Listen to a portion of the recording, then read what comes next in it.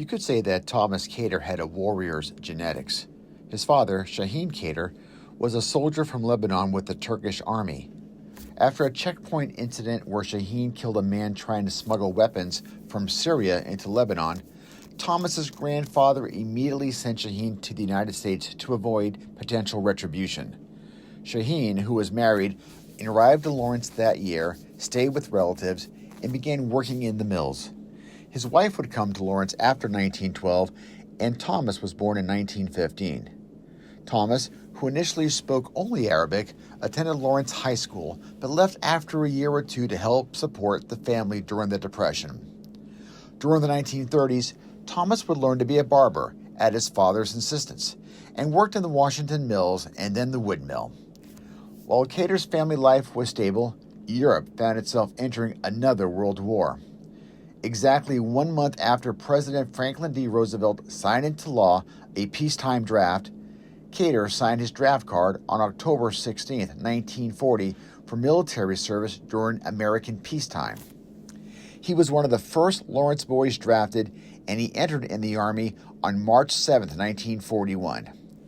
Kattar was trained at Kentucky's Camp Edwards and then stayed stateside at Camp Gordon, Georgia.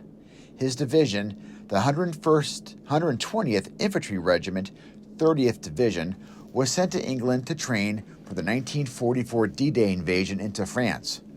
Once Kattar's regiment landed on Omaha Beach on June 10th, his story became legendary. In the early days of fighting, his company got a call that soldiers at the front were being attacked with heavy fire and they needed urgent help. So Kattar volunteered to assist. He killed 7 enemy combatants and helped wipe out a machine gun nest. He carried 1 soldier on his back and went back and did the same for a second soldier. While Kattar was advancing to rescue the 2 soldiers, he was hit with shrapnel that was unremoved for the rest of his life. Kattar was awarded the Silver Star and the Bronze Star for his heroism.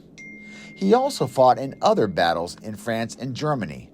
During his time in France, he was also directed to guard a truck with over $2 million worth of gold bullion. In the course of his duties, he arrested a few soldiers who tried to steal some gold bars. Kattar had at least one brush with the law in his later years when he was arrested for illegal gaming with lottery tickets. But after the war, he returned to work at the Air Mill Dye House. Soon, he transitioned from mill work to be a barber, just as his father encouraged him as a youth.